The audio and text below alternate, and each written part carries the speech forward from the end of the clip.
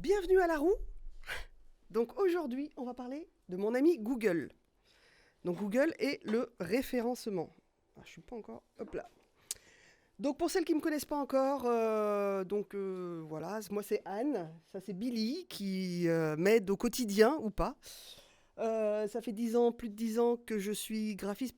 D'ailleurs, il faut que je change parce que ça fait plus de 15 ans que je suis à mon compte maintenant. Du coup, voilà, je suis à mon compte, j'étais graphiste et depuis 10 ans, je fais du web. Et aujourd'hui, je fais de l'accompagnement aussi à la création de sites web et je suis formatrice pour CDI Formation.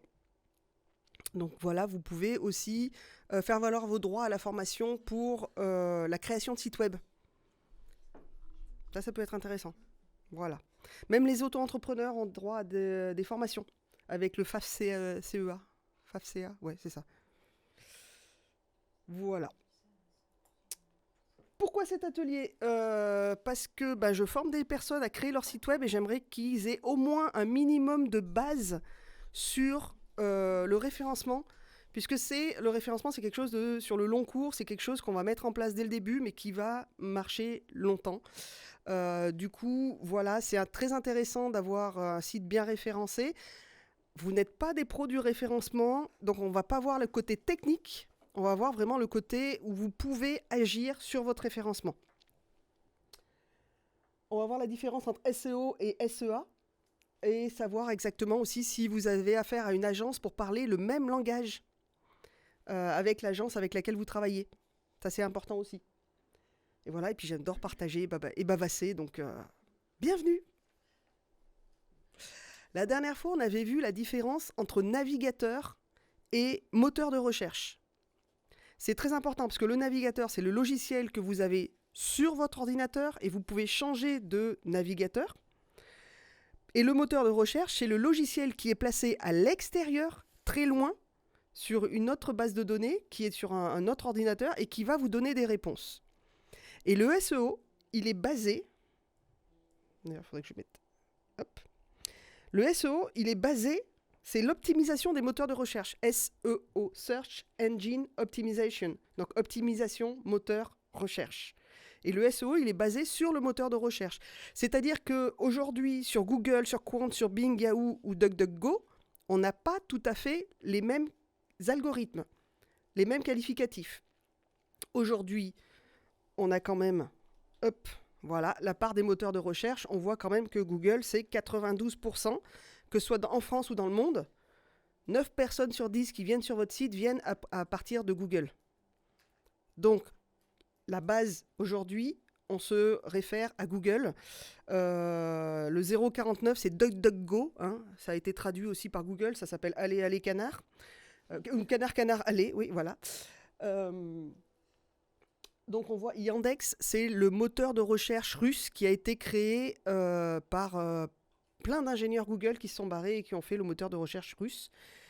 Et aujourd'hui, Yandex a été, pas piraté, mais disons que ses codes sources ont été divulgués, ce qui fait qu'on a 80% du moteur de recherche de Google. Parce que ce qu'il faut savoir aussi, c'est que Google nous donne bien les indications qu'il veut nous donner. Tout ce que je vais vous dire là, c'est Google qui nous a donné les indications. C'est-à-dire qu'il peut avoir aussi des critères pour référencer votre site qui lui sont propres, et qu'il ne veut pas partager. Donc ça, voilà. Donc là, on se base là-dessus. Aujourd'hui, c'est là-dessus qu'on se base. Avec les divulgations qu'il y a eu sur Yandex et sur son algorithme, le SEO va peut-être un tout petit peu changer, les règles vont peut-être un tout petit peu changer d'ici là. Ce que je vous dis aussi, c'est valable en février 2023. Pas sûr que ce soit valable en février 2024. Il y aura sûrement des petits changements. Ils font régulièrement des mises à jour. Donc voilà, donc on voit que les autres parts de Bing, Yahoo, tout ça, Bing 4%. 4% pourquoi ? Parce que Bing, c'est le moteur de recherche des Windows. Donc dès que vous achetez un ordinateur Windows, vous avez Bing dessus. En général, vous avez Edge avec Bing qui sont livrés automatiquement. Donc les gens, ils ont la flemme de changer de navigateur, ils ont la flemme de changer de moteur de recherche, donc ils vont utiliser Bing. Mais Google est quand même le premier moteur de recherche au monde.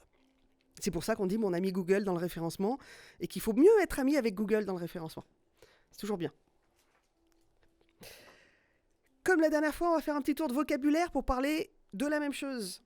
SEO, SEA, référencement, qu'est-ce que c'est que tout ça? La SERP, on verra aussi ce que c'est qu'une SERP, le helpful content et le taux de rebond. On a beaucoup de choses c'est des anglicismes, soit qui sont mal traduits, soit qui sont pas forcément compréhensibles tout de suite. SEO, référencement. Le SEO et le référencement, c'est la même chose. Référencement, c'est le mot français. SEO, c'est Search Engine Optimization. Donc, optimisation du moteur. Optimisation, moteur, engine, search, référencement. Tout simplement. SEA, par contre, c'est quoi? Le Search Engine Advertising. Advertising, c'est la publicité. Donc, c'est pas la même chose. Hein? C'est payant. C'est payant. Et là, c'est bien toute la petite difficulté, c'est qu'il y a des sociétés qui vont vous vendre du référencement. Mais ils ne vont pas vous préciser si c'est du SEO ou du SEA. Parce qu'en SEA, effectivement, si vous faites de la pub, vous allez être référencé beaucoup plus rapidement. Mais sur un court temps. C'est-à-dire, en SEA, vous allez créer une page spécifique pour un domaine, cours de yoga bidule chouette, parce qu'ils ont tous des noms bizarres, le truc de yoga. Tu vas te référencer là-dessus pour un cours le mardi matin. Tu vas faire une pub pour le cours le mardi matin. Et du coup, dès que la personne va taper yoga aux alentours de Valence le mardi matin, pouf, tu vas ressortir. Donc, tu vas effectivement avoir des clics là-dessus. Mais c'est uniquement le temps de la pub. Donc, attention quand on vous vend du référencement, de faire attention à ce que la personne vous vende du référencement. Donc, le SEO sur du long terme, puisque le moteur de recherche va passer régulièrement sur votre site web pour vérifier, il va envoyer des robots. C'est ce qu'on voit des fois quand on analyse un site web, c'est le robot qui va venir analyser votre site web par rapport aux critères qui sont définis et qui va vous faire grimper votre référencement petit à petit. Alors que le SEA, vous payez, c'est de la publicité. Vous savez, quand vous arrivez sur Google, c'est les trucs en haut là, où il y a marqué de toute façon sponsorisé, où avant c'était sur les côtés, maintenant c'est en haut. Ceux qui sont en haut payent. Ceux qui sont en haut payent. Et c'est ce qui est arrivé à Carglass en fait. Vous avez vu la dernière les publicités qui passent actuellement à Carglass, c'est carglass.fr. Tapez bien carglass.fr. Pourquoi? Parce qu'il y en a plein qui se sont référencés en Carglass et qui ont fait des pubs.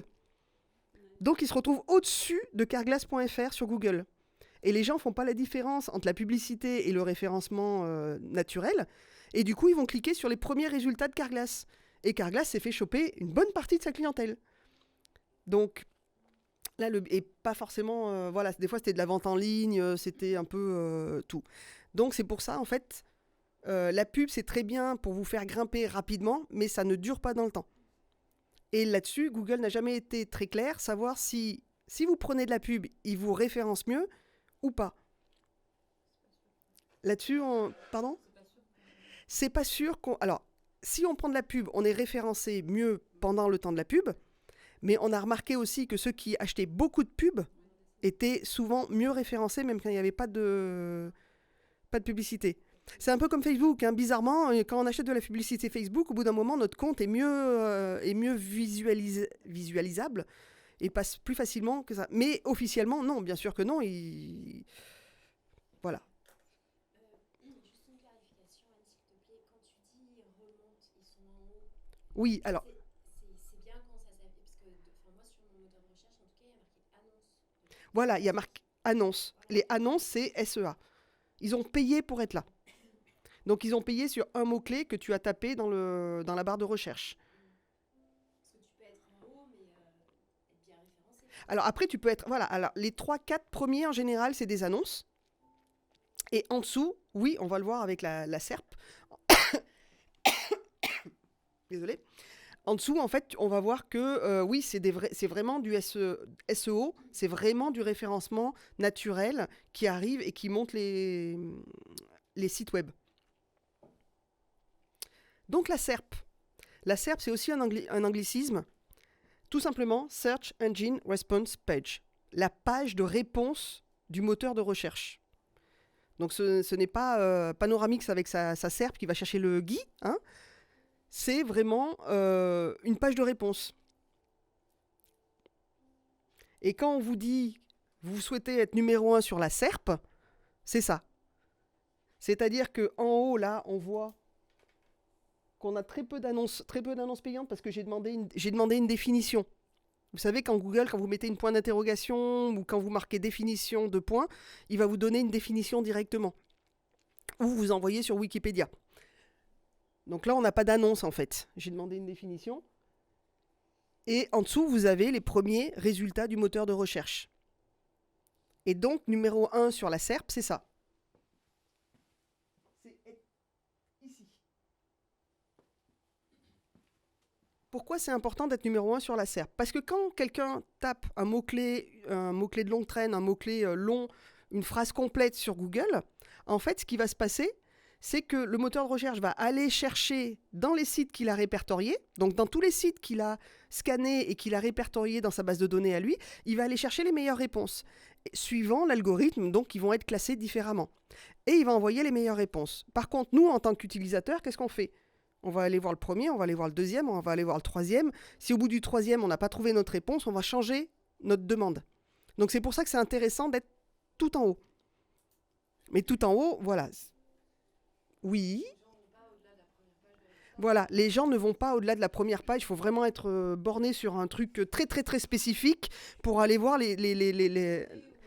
la suite. Les gens ne vont pas au-delà de la première page de Google. Même des 5 premiers résultats, en général. Si, il y en a une là qui... oui, mais parce que... Oui, mais voilà, parce que tu cherches quelque chose de très spécifique, plus technique. Donc, voilà, tu... Voilà, toi, tu es vraiment dans un domaine un peu plus technique, donc tu vas aller chercher, tu sais que ça peut être dans la deuxième, troisième page, mais tu fais partie des 1 ou 2% des personnes qui vont à la deuxième page déjà. Hein. 99% des gens, à la première page, ils s'arrêtent, ils n'ont pas trouvé, et ils vont rechanger en fait ce qu'ils ont écrit dans le... Voilà, si c'est pas quelque chose de technique, tu t'arrêtes à la première page parce que, voilà, en général, on veut une réponse tout de suite. Puis on est habitué maintenant avec la zapette, avec le téléphone, on appuie sur un numéro, ça téléphone tout de suite. On est habitué en fait à avoir vraiment une réponse immédiate. Donc sur la SERP, qu'est-ce qu'on va avoir? On va chercher les 3, 4, 5, 6 premiers résultats et ensuite on va passer à autre chose. Donc c'est pour ça que c'est très intéressant. Il y a une série photo là-bas. Attention, vas-y avec le... Détendu. Donc voilà, donc quand vous parlez avec une agence pour faire du SEO, c'est vraiment du SEO, donc du moteur de recherche, donc vraiment travailler sur être dans les premiers sur la SERP, si vous entendez parler de SERP. Hop. Taux de rebond. Google va vous juger sur votre taux de rebond. Alors ça, c'est un peu plus complexe. J'ai mis un ballon, c'est pour rebondir en fait. C'est-à-dire que vous arrivez dans les premiers résultats de Google. Super. La personne, elle a tapé Yoga Chaboy, elle est arrivée dans les premiers résultats. Elle clique dessus, elle arrive sur une page qui va lui parler de, je sais pas moi, de sport, de running à Chaboy. Bah, c'est pas du tout ce qu'elle cherche. Donc elle va tout de suite repartir. Et ça, c'est le taux de rebond. C'est-à-dire qu'elle arrive sur la page et elle repart sans avoir cliqué, sans avoir rien fait sur la page. C'est-à-dire qu'elle n'a même pas scrollé ni rien. Parce que vous savez, Google, il peut savoir si vous cliquez, si vous lisez la page ou autre. Quoi. Si vous passez 10 minutes sur la page, il va dire ce contenu est intéressant. Donc, du coup, si le contenu est intéressant, le site web est intéressant. Et il répond vraiment à la question. Là, le problème, le taux de rebond, et on a ça quand vous mettez, j'espère que vous avez tout mis sur vos sites web, il y a une petite extension qui s'appelle Kitesite by Google. Je ne sais pas si je l'ai mis, ouais. À vérifier. En fait, Kitesite by Google, il va vous donner vos indications, mais surtout les gens qui viennent sur votre site. Par contre, il va vous faire une liaison, vous allez pouvoir voir vos analyses plus précisément, et là, voir avec quels mots les gens arrivent sur votre site. Et ces mots-là, savoir s'ils marchent ou s'ils ne marchent pas. Si par rapport à un mot, la personne arrive et repart, vous avez un taux de rebond de 80%, ça veut dire que sur 10 personnes qui arrivent sur votre site, il y en a 8 qui repartent automatiquement. Et donc Google... Pardon ? Mais il y en a quand même 2 qui restent, soyons positifs. Soyons positifs, il y en a 2 qui restent. Ça veut dire, en fait, Google va vous déprécier par rapport aux gens, parce que ça veut dire que vous ne répondez pas à la question qu'ils ont posée. Ou le site est très moche, voilà, mais ça on va le voir plus tard, le site moche. Mais Non, alors sur la première page, alors s'ils cliquent ou s'ils restent plus de 30 secondes sur la page, ça veut dire qu'ils ont trouvé leur information. Ah, d'accord. Ok. Ça veut dire que Google, voilà, le taux de rebond, c'est souvent dans les 30 secondes, hein. Même toi, tu le vois quand tu es cliente, tu arrives sur un site, s'il ne te plaît pas, tu restes pas 30 secondes dessus. D'accord. Ok. En général, tu repars. Là, Oui, le taux de rebond, écrit comme ça, c'est quelque chose du coup de négatif. c'est négatif. À une époque, est-ce que ça n'a pas été aussi, notamment à l'époque des blogs, le fait d'insérer beaucoup de liens hypertextes Alors ça, c'est... pour se rebondir sur son propre site en Oui, alors ça, cliquant c'est des sur un liens. autre Ça, site? c'est des liens. Là, le taux de rebond, c'est tu n'as même pas cliqué. Ouais, ça s'appelait pas taux de rebond du tout. Non, ça s'appelle pas taux de rebond. Là, tu fais... Ouais, On, ça s'appelait comme ça. lu Ah, comme ça, j'aurais pensé que c'est parce qu'il passait d'une page à l'autre. Non, justement, le taux de rebond, c'est il arrive, il repart. C'est il arrive, il repart, il rebondit ailleurs. Il n'a pas cliqué, il n'a rien lu, il est resté moins de 30 secondes et il repart hors du site. Il va chercher une réponse ailleurs. Quand tu dis cliquer, c'est ouvrir. Oui, alors, par exemple, là, il est sur la SERP, il clique sur le lien, tu arrives sur la page. La page ne te correspond pas du tout, Tu vas aller. tu vas ailleurs, c'est-à-dire tu repars, tu fais retour en arrière ou tu fermes le site. Ça, c'est un taux de rebond. Et plus le taux de rebond est élevé, moins ta page est intéressante, d'après Google. Même s'il y a effectivement 2 personnes qui restent. Les... S'endormir sur la page et rester longtemps. Voilà, alors ça peut-être que Google, voilà. On sait pas. Ou tu as ouvert 18 onglets, le temps que tu lises les 17 premiers, voilà. Mais non, Google sait très bien sur quel onglet tu es et si tu es en train de lire ou pas le truc. T'inquiète pas, ils ont des petits trucs comme ça. Mais les meilleurs taux de rebond, c'est quand même 30%, c'est exceptionnel. 40%, 50%. Même sur Amazon, c'est 50%, c'est 45%. Hein. C'est quoi ce taux du coup? C'est le fait de ne pas fermer la fenêtre quand Non, tu arrives sur Amazon, tu vois, et puis tu fais non, finalement, c'est pas ça, et tu repars. Et tu as cliqué nulle part. on a déjà 1 sur 2 qui reste, c'est déjà bien. Voilà, 50%, ça veut dire qu'il y a 6 personnes qui sont restées. Sur les 10 qui sont arrivées, il y a 6 personnes qui sont restées ou qui ont cliqué, qui ont lu. 50. 50%, j'ai dit? Oui. Donc 50%. Voilà, sur 10 personnes qui arrivent, il y en a 5 qui restent. Et il y en a 5 qui repartent. Et ça, 50%, c'est déjà bien. Voilà. Déjà, on a tiré 10, ouais. Alors 2 qui restent, yes. Et ça, c'est des choses que vous allez voir dans votre Google Analytics. Et vous pouvez la voir page par page. Et donc connaître page après page, qu'est-ce qui fait fuir les gens, avec quels mots ils arrivent chez vous et donc pourquoi ils repartent. C'est comme ça que moi, des fois, je me suis retrouvée avec des mots complètement hallucinants sur mon site. Je me suis demandé pourquoi les gens qui tapaient ce mot arrivaient chez moi. Et en fait, c'est parce que j'avais un mot-clé qui était très spécifique et qui répondait. Et en fait, c'était dans une ligne de blog. J'avais pris un exemple, je ne sais plus quoi, ce que c'était. C'était une plante. Et les gens arrivaient sur mon blog avec cette plante. Alors que moi, je parle communication. Donc, Je pense que je le regarde pas assez bien dans Google Analytics. voilà, ouais. Dans Google Analytics, il faut savoir à quoi les gens... Moi, les gens arrivent à agence de communication Valence. Ils arrivent pour un truc qui a. S'ils arrivent avec Baobab, forcément, je vais me poser des questions. C'est- Baobab Valence, non, c'est pas moi. C'est Donc s'ils arrivent avec un mauvais mot, c'est que ce mot apparaît dans notre site. En fait. ce mot apparaît dans ton site et ça veut dire qu'il n'est pas référencé ailleurs. Il est mal référencé ailleurs. Toi, tu l'as utilisé. Voilà. Moi, j'ai parlé d'un client et à un moment, j'ai fait un article sur un client et j'ai été mieux référencé que lui. Et voilà, donc on va mettre ton nom plus souvent, on va mettre ce que tu fais plus souvent, on va revoir tous tes titres. Donc voilà. Donc le taux de rebond, ça sert à ça, de savoir si ton site est intéressant et surtout si ta page est intéressante. Google va vous donner aussi le nombre de temps que les gens passent sur votre page. Moins de 30 secondes, s'il y a 80% de personnes qui passent moins de 30 secondes, c'est qu'elles ne sont pas intéressées. Ou elles ont trouvé leur réponse tout de suite magnifique. Et à ce moment-là, vous avez mis un gros bouton dès le début. Ou elles n'ont pas trouvé. Et voilà. Mais excuse-moi, en fait, je pensais que les mots-clés, il fallait quand même qu'ils reviennent plusieurs fois. Oui, le mot-clé, on va le voir tout à l'heure. Le mot-clé, il faut qu'il revienne plusieurs fois. Mais par exemple, moi, Baobab, c'est un mot que je n'ai pas utilisé très souvent. Mais comme Baobab a été assimilé par le moteur de recherche avec Valence, quelqu'un qui cherche des baobabs à Valence, miniature ou bonsaï ou je ne sais plus ce que c'était. Hein? Non, non, non, non, mais par exemple, j'avais dû mettre Baobab et le moteur de recherche a trouvé que je l'avais peut-être utilisé 3 fois dans un exemple. Il a raccroché à moi qui suis sur Valence. La personne, elle va dans le moteur de recherche, elle cherche des Baobab à Valence, et pouf, le moteur de recherche va lui sortir mon site. On sait jamais. Il y a toutes sortes de recherches, hein. Des fois, quand tu regardes les mots-clés par lesquels les gens arrivent chez toi, des fois, tu te demandes quand même. Ouais. Voilà. Mais qu'est-ce qu'il est venu faire sur mon site? J'en parle même pas. Le moteur de recherche va faire ses propres liens. Le helpful content. Donc c'est pareil, c'est de l'anglais. Hein. C'est du contenu qui va aider les gens. Et donc, Google va te juger là-dessus aussi. Donc, j'ai mis la définition. L'objectif de cette mise à jour centrée sur l'utilité du contenu est de récompenser plus justement les pages qui offrent aux internautes une expérience positive, contrairement aux pages qui ne répondent pas aux attentes des utilisateurs. Ouais. Alors, en gros, au tout début du site web, du SEO, dans plein de pages, vous aviez en bas de page les gens qui tapaient une série de mots-clés, qui des fois n'avaient rien à voir, mais c'était pour être référencés.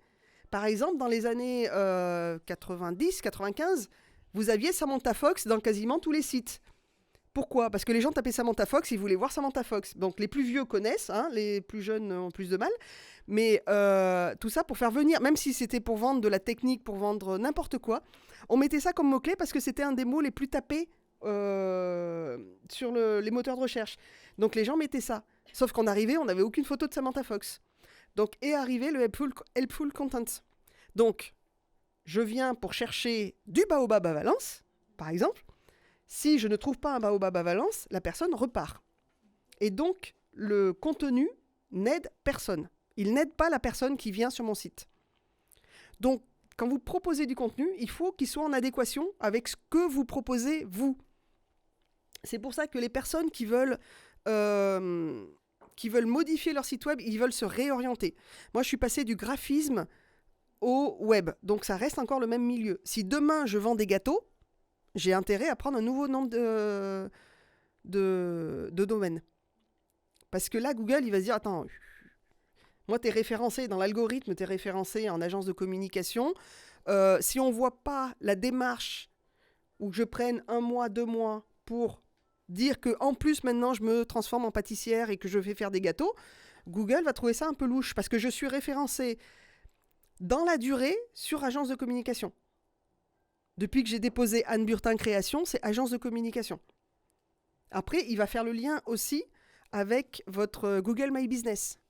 Vous savez, maintenant, sur la Maps, vous avez votre nom et donc il fait le lien entre votre site web, vous, ce que vous proposez, et il va même plus loin, des fois, il va vous chercher aussi sur les réseaux sociaux. Les pages professionnelles, officiellement. Mais du coup, il fait un maillage de qui vous êtes, et donc vous devez être un petit peu uniforme dans votre communication. Voilà. C'est tout ça. Et donc le helpful content, il est là vraiment, le contenu le plus pertinent va, et qui a le plus bas taux de rebond, va être mieux classé dans la SERP. Donc il sert du taux de rebond pour ça. Le taux de rebond, il sert à ça. Voilà, le taux de rebond va, si je t'en parle, c'est qu'il va influencer Google, parce que Google va le récupérer, ce taux de rebond. C'est lui qui va te le calculer. Et si les gens arrivent chez toi et rebondissent automatiquement, c'est que tu n'es pas un bon site. C'est-à-dire que tu ne réponds pas à la question des personnes. Voilà. Oui, voilà. Voilà. Et le taux de rebond, c'est quelque chose que les gens ne regardent pas, en fait, en général. Or, ça permet de savoir où les gens quittent ton site web, pourquoi les gens viennent sur ton site et pourquoi ils le quittent, qu'est-ce qui ne leur a pas plu, en fait. Tu analyses les données. Voilà. Comment améliorer son référencement? Ça y est, on y arrive, on va parler à peu près le même langage. À peu près, puisque je vais vous parler de mots-clés, de Web Core Vitals et du parcours client. Donc les mots-clés, qui n'a jamais entendu parler des mots-clés? Ça va? Qui pourrait me définir un mot-clé? Tout le monde en a entendu parler, mais alors là, après... Qu'est-ce que c'est que ce truc? J'en ai entendu parler. Voilà. Alors, je viens de vous faire un petit article à la recherche du mot-clé parfait. Donc, sur Anne Burtin Création, le blog. Il y a plusieurs outils qui existent. Il y a un outil très très simple. Je crois que je le montre. Oui, voilà, je le montre après. Le mot-clé, vous avez deux choses. Vous avez le mot-clé ou expression recherchée. Et le mot-clé de longue traîne, c'est-à-dire la question cherchée. Aujourd'hui, avant, alors sur Google au tout début, on tapait, je sais pas moi, on tapait agence de communication, on avait 10 réponses, c'est bon, on avait exactement ce qu'on voulait. Aujourd'hui, on va taper plutôt comment créer un site web avec WordPress. Nous, on a même encore pire. Ok Google, Oui, comment puis-je créer un site web avec WordPress? voilà. Non, et puis après, on parlera à la fin, on parlera de l'intelligence artificielle qui arrive à grands pas et qui va aussi chambouler le SEO. Voilà. Donc, ce qui est intéressant, c'est qu'un mot-clé, c'est une expression que les gens vont taper. C'est-à-dire que si vous êtes un peu technique ou autre, vous allez pas vous en rendre compte. Si je vous dis Web Core Vitals, moi, je vais attirer que des gens qui vont parler le même langage que moi. Par contre, si je vous parle référencement, SEO, comment améliorer techniquement son site web, là, ça va plus vous parler. Et donc, je vais avoir un mot-clé plus intéressant. Attention avec vos mots-clés aussi, il ne faut pas faire du bourrage de mots-clés. C'est-à-dire que, alors là, je ne vous l'ai pas sorti, mais il y a une petite règle. En gros, votre mot-clé ne doit pas dépasser le mot-clé ou ses équivalents. Donc, tout à l'heure, on a parlé de baobab. Baobab, c'est un arbre. C'est un arbre d'Afrique. C'est une plante. C'est donc. Et ce qui est important aussi, c'est d'avoir un mot-clé par page. Mais un mot-clé, vous n'allez pas répéter baobab 50 fois dans la page. Donc, un mot-clé par page. Donc, vous allez. Le plus facile, c'est de prendre une feuille, taper mettre baobab, et à quoi vous fait penser baobab. Et vous marquez tout ça. Et tous ces petits mots-là, vous allez les placer dans votre page. Quand on est dans le mobilier, pour un client, j'ai fait ça très simplement. Je lui ai fait un portfolio. Et dans ce portfolio, donc dès qu'on clique, on tombe sur le meuble. Sur le meuble, et du coup, il a le nom du meuble. Et dans le nom du meuble, on va lui mettre la matière. On va lui mettre les dimensions aussi, parce que les gens cherchent les dimensions. Et du coup, on a ça. Et ensuite, on a toute une fiche descriptive. Je vais trop vite. J'ai besoin de... C'est bien, vous allez faire un site à plusieurs. Et du coup, quand les gens tapent, ils arrivent sur cette page directement. Ils n'arrivent pas sur son site, ils arrivent directement sur cette page parce que cette page-là leur parle directement. Je cherche un meuble à chaussures dans l'entrée qui fait 30 cm. Donc ça, c'est le mot-clé, c'est le titre qu'il va mettre dans son portfolio parce que c'est ça qui va lui parler. Donc vraiment, préciser. Le mot-clé. Mot-clé de longue traîne, c'est plus la question comment réaliser un meuble à chaussures qui ne fasse que 30 cm. Donc là, on va chercher des tutos. Pourquoi ceci? Comment cela? En général, ça commence vraiment par comment. On appelle ça... Normalement, le mot-clé, c'était qu'un mot ou qu'un double mot. Le mot-clé de longue traîne, c'est-à-dire, c'est des mots-clés qui vont... si tu veux, Non, longue traîne, c'est-à-dire, c'est site web. Ça, c'est le mot-clé. Le mot-clé de longue traîne, c'est comment réaliser un site web WordPress facilement. Ça, c'est le mot-clé de longue traîne. En fait, tu as des spécialistes SEO qui vont prendre ton site et ils vont le décortiquer en plusieurs pages. Toi, tu as une page sur le site web facile WordPress et eux, ils vont faire toute une série d'articles qui vont utiliser que des mots-clés de longue traîne. C'est multiplier les articles pour être mieux référencés. Et aujourd'hui, on a ce qu'on appelle le cluster. Alors, l'épidémie de Covid a tout pris au vocabulaire. C'est pareil, c'est quand on met un site web, le temps qu'il se développe, c'est Et désolé, hein, j'ai encore un peu de rhume. J'ai un peu moins de tête et un peu plus de rhume. C'est pas un temps de diffusion, mais bon, c'est été utilisé aussi par le Covid. Voilà. Cluster, c'est une page qui regroupe plusieurs mots-clés et les redistribue. Le cluster, c'est très intéressant dans un blog. Vous faites un blog, vous prenez une page qui va en gros parler de tous vos articles.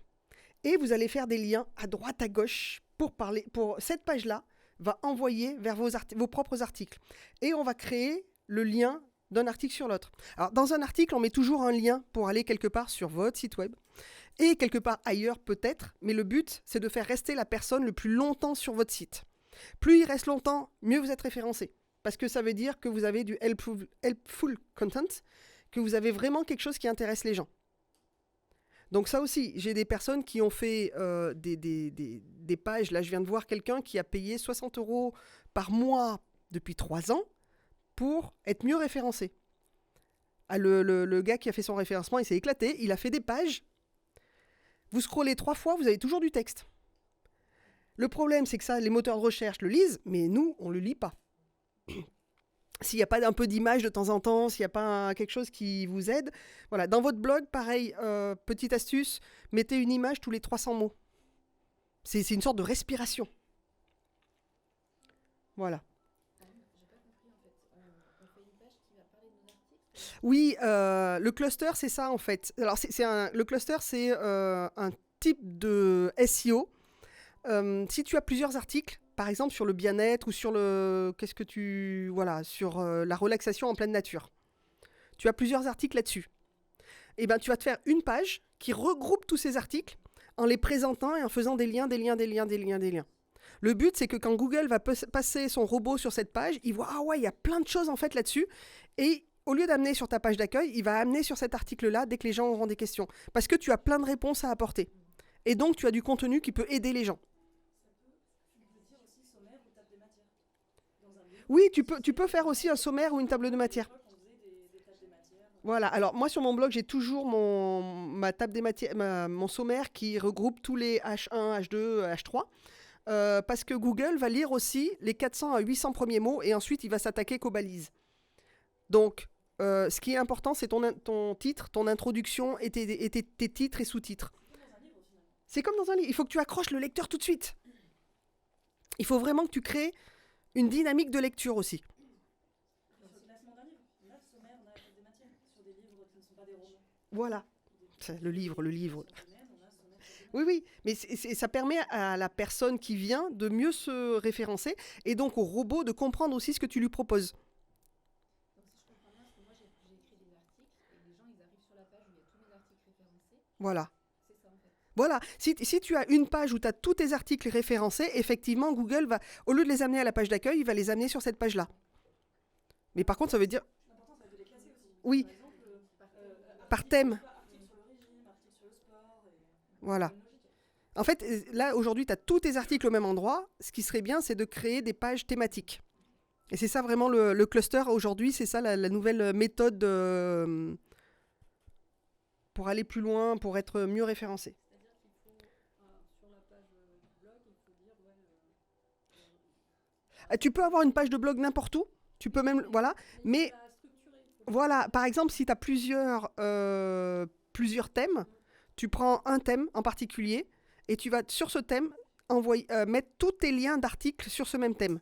Mais pas version brutale, hein. Il faut quand même que ce soit... oui, alors là, j'ai parlé de ça de telle manière, et puis tu fais une petite intro, tu mets tes articles, tu fais une petite intro, tu les lis dans un texte, voilà. Parce que sinon, Google va se dire, attends, et toi, tu fais du bourrage de mots-clés, c'est bon, je t'ai vu, t'es repéré. Et c'est forcément une page pour un thème ou ça peut être une page qui comme un sommaire, effectivement, va annoncer différents thèmes avec... Alors, pour le référencement, il vaut mieux différencier les thèmes. Tu peux avoir une page globale, mais tu vas perdre les gens, en fait. Tu risques de perdre les gens. Sur cet article, je vous ai donné plusieurs... mais de toute façon, on va le voir ici aussi. Hop là. Donc, le moyen le plus simple, c'est que vous cherchez sur Google. Donc, Google va déjà vous donner des premières indications. Vous savez, là, le remplissage automatique. Et si vous allez tout en bas de la page, ici, à part Carole, il y en a d'autres qui vont tout en bas des pages, hein, il va vous donner aussi autre chose. Donc, si vous tapez chaussures de course, vous avez chaussures de sport femme, qui est un mot-clé, donc, jusqu'à chaussures de sport homme running. Mais vous savez que si vous tapez chaussures de sport, vous avez le running, le footing, le cross, le trail, le machin. Tout ça, ça peut être des mots-clés. Oui, mais si on trouve chaussures de course homme, ça veut dire qu'il est déjà Il est déjà très très bien référencé, voilà. Donc en fait, oui, mais les gens maintenant, qu'est-ce qu'ils font? Ils font pas chaussures de course homme, ils font chaussures de course homme running, parce que moi je veux faire du running, moi je veux faire du trail, moi je veux faire ceci, cela.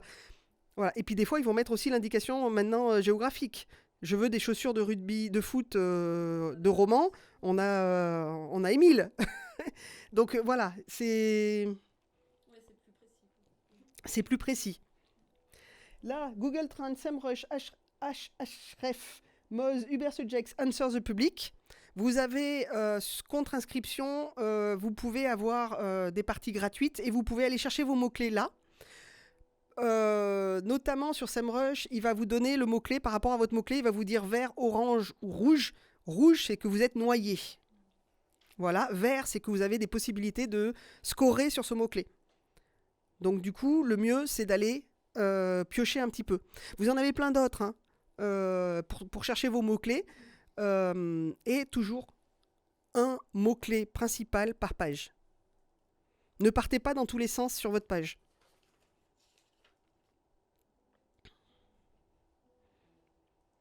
Ok. Alors, j'ai pas tout compris là.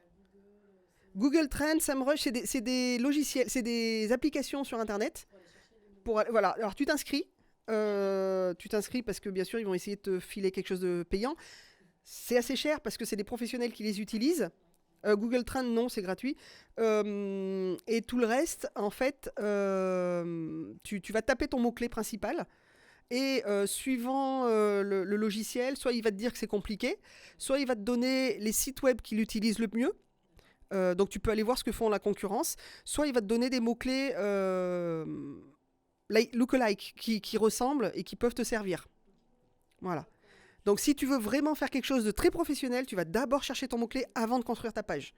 Mais là, ça te devient un peu prise de tête des fois. Hein. Je crois que sur les versions, alors je sais plus sur quel site, tu as droit à un essai. Oui, un essai par jour. Ouais, voilà. Donc il faut. Moi j'avais commencé, mais après j'ai laissé tomber. Parce que Voilà.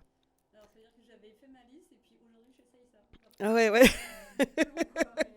Voilà, Oui, voilà. En fait, tu as un essai par jour. Donc effectivement, sur certains...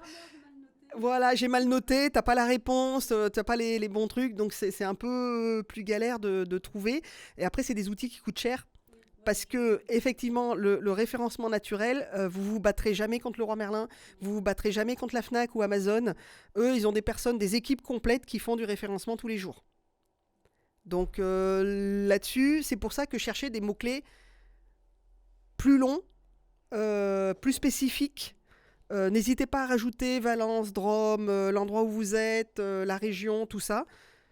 Je dis qu'Ardèche, je crois que c'est moins cherché que Drôme ou un truc comme ça. Ardèche ou Drôme, bon, on va pas se battre. Mais oui, vous pouvez, notamment la petite astuce, c'est inclure dans votre... voilà, dans votre blog, dans votre page, que vous êtes situé à tel endroit pour bien vérifier. Mais de toute façon, il sait où vous êtes, Google. Hein. Quand vous tapez dans Google, il va vous donner dans une indication géographique spécifique. Si vous devez partir, par exemple, vous cherchez, vous allez taper hôtel, il va vous donner les hôtels autour de vous. Si vous dites hôtel à Paris, il va vous donner des hôtels autour de la gare de Lyon. Il sait exactement tout ce que vous faites. Hein. Et si vous enregistrez vos billets d'avion ou autre avec une adresse Gmail, bizarrement, vous allez recevoir une alerte le jour où vous devez prendre votre avion, votre train. Donc voilà, voilà, c'est pour ceux qui ont râlé contre l'application anti-Covid, désolé, mais Facebook et Google en savent beaucoup plus sur vous.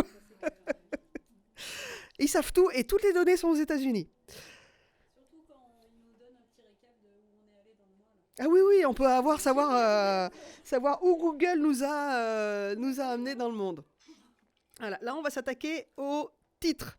Les secrets pour placer ces mots-clés, notamment dans les titres. Donc, ceux qui ont déjà un site WordPress, vous avez vu déjà qu'il y a des H1, H2, H3, H4, H5, H6. Désolé, il faut que je fasse une petite pause. Donc, vous avez la balise titre qui est le H1. Moi, je recommande de n'en mettre qu'un seul, H1. Certains disent qu'on peut en mettre jusqu'à 3. H1, c'est votre titre principal. Il faut qu'il y ait votre mot-clé dedans. Oui, on a quelques travaux au-dessus, je sais pas. Ah oui, c'est du rythme, d'accord. On n'a pas la musique, on a juste le rythme. Donc le H1, c'est le titre principal. Donc c'est là-dessus que vous devez placer votre mot-clé à tout prix. Ensuite, vous avez les intertitres, les sous-titres. H2, H3, bon, H4, H5, H6, ça fait beaucoup.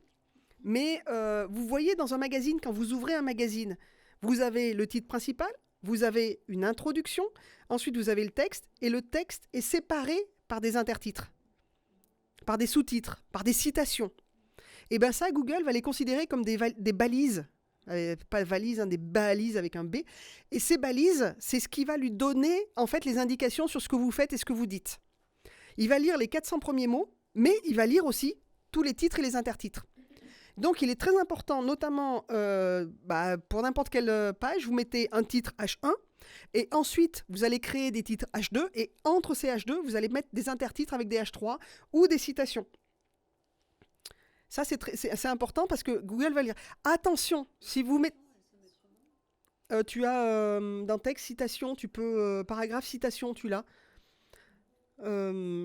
Mais attention aussi, ne mettez pas votre mot-clé principal dans tous les titres. Ça, c'est du bourrage de mots-clés. En gros, un titre sur deux. Voilà. Non, le H1, tu le mets qu'une fois. Après, tu mets des H2 et des H3. Le H1, c'est ton titre, vraiment le titre de... un magazine, un titre d'article. Après, tu fais une introduction. L'introduction, tu peux la faire... Alors moi, souvent, je la fais en H3. L'introduction. J'ai transformé mon H3 pour le faire en introduction. Donc, tu fais 3-4 lignes en H3. Et ensuite, j'ai des intertitres en H2. Et sur le H2, tu mets ton mot-clé principal. Une fois sur deux, ça suffit largement. Et dans ton texte, tu remets ton mot-clé principal. C'est facile. Oui. Alors, le but, comme disait un rédacteur SEO, le but d'un bon article, c'est d'aller d'un point A à un point B. Et ensuite, tu reviens modifier en rajoutant tout ça. Sur WordPress, tu as un plugin, une extension qui s'appelle Yoast, Y-O-A-S-T, qui va te dire où sont tes problèmes. Yoast, Y-O-A, où sont les problèmes. En fait, il va te dire si tu parles à la forme passive, il va te dire non, ça c'est pas bien. Il va te dire ton mot-clé n'est pas assez bien répété. Oui, des fois, il va un peu trop loin des fois. Hein.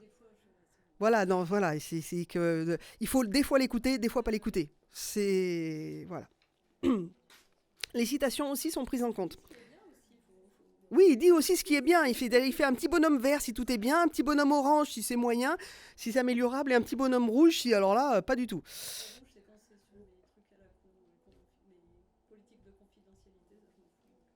Oui, non, mais les politiques de confidentialité, c'est pas ce que va lire Google de toute façon. Tu peux même désindexer la page.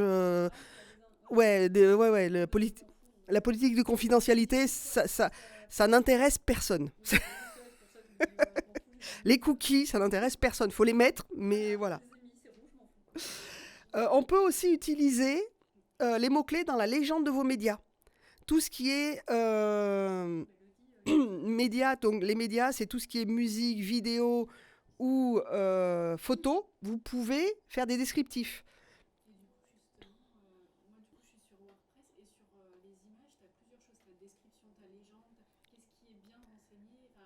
Le mieux, c'est de le mettre partout.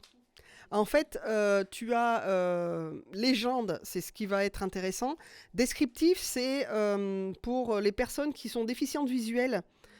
Tu sais, quand tu passes ta souris et que tu laisses ta souris sur une image, tu as le texte qui apparaît. Et les personnes qui sont déficientes visuelles, en fait, elles ont un logiciel qui va lire. Et donc, il va lire et lire la description. Donc, la description, tu peux la mettre différemment. Cette image représente, alors tu mets pas cette image, mais représente une personne en train de serrer une main parce que machin bidule est chouette. Voilà. Mais c'est très important, ça c'est ce qu'on appelle les balises alt. C'est très important de les nommer. C'est un moyen facile de poser ton mot-clé. Voilà. Ah ben Yoast, je l'ai noté. Pour les métadescriptions, les métadescriptions, je crois que je le fais, non. Ah, voilà, c'est ça. La métadescription, c'est ça. Yoast va te permettre de travailler ta métadescription, c'est-à-dire que quand Google apparaît, quand tu tapes quelque chose sur Google, le à propos, j'ai ma tête qui apparaît. Tu as choisi ton image mise en avant et tu as travaillé une métadescription, c'est-à-dire que normalement, la métadescription, il va prendre les premières lettres de ta page, ce qui n'est pas forcément très judicieux.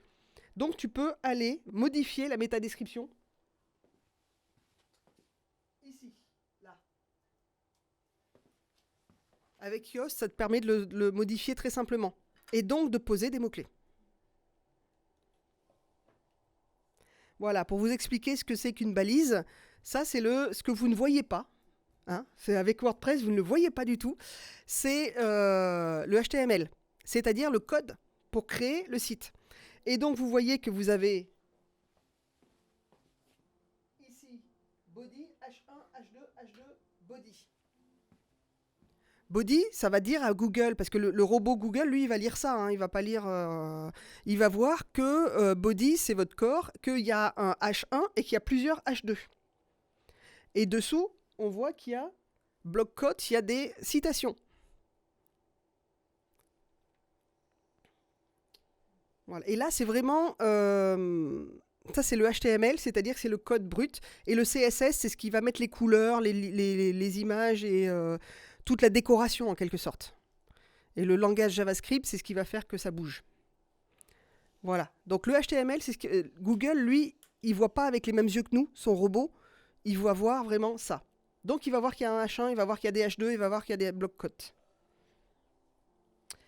Un bon titre. Ça, c'est une cliente qui avait des problèmes de référencement. Elle est relieuse d'art. Elle mettait vos rêves ont une histoire. Vos livres ont une histoire. Donc, vos livres en H2, une histoire en H1. Une histoire, ça ne veut rien dire. Ça ne... Voilà. Donc, le bon titre, ça serait vos livres ont une histoire, faites-les réparer. Pour la page de réparation des livres anciens. Pareil, court. Court, ça veut rien dire. Google, il voit court, ça ne lui amène aucun élément. Donc le bon, ça serait cours de reliure traditionnelle pour débutants. Et là, vous avez des mots-clés. Vous avez reliure traditionnelle, vous avez débutant et court. Donc ça, on peut le chercher. Donc travaillez bien vos titres de manière à ce que les gens comprennent tout de suite avec le titre ce qui est facile à... Il y a un problème, Carole? Oui, il y a des phrases plus intéressantes que d'autres, je sais pas. Donc voilà, cours de reliure traditionnelle pour débutants, c'est vraiment plus parlant que court. Même si vous avez envie de faire court, hein, avec un T, mais voilà, mettre vraiment le plus intéressant. Quelque chose à rajouter? Non, tu te remémores des erreurs que tu as faites? Non, mais non, c'est bon. Les cours à la fac, non. Donc les métadescriptions avec Yoast, on peut donc modifier les métadescriptions. Ça aussi, ça c'est comment vous allez apparaître dans la SERP. Donc c'est toujours intéressant. Donc vous avez sur WordPress, sur le côté à droite, image mise en avant. Donc c'est cette image-là qui va être mise en avant. Sinon, il n'y aura pas d'image. Et vous pouvez taper le texte que vous voulez, qui est peut-être plus percutant que le début de votre page. Ça va? Je commence à vous perdre, on fait une pause ou... C'est bon? On arrive dans la technique.